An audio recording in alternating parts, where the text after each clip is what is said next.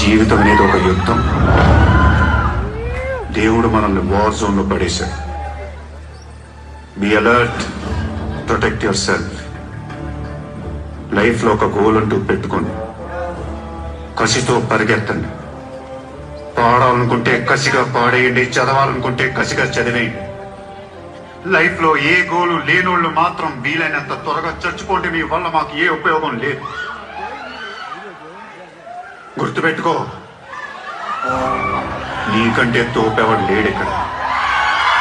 నీకేదనిపిస్తే వచ్చి ఎవడి మాట వినొద్దు, మనిషి మాట అసలు వినొద్దు. నీ టార్గెట్ 10 miles అయితే ఏం ఫర్ ద 11th mile. కొడితే దిమ్మ తిరిగిపోవాలి.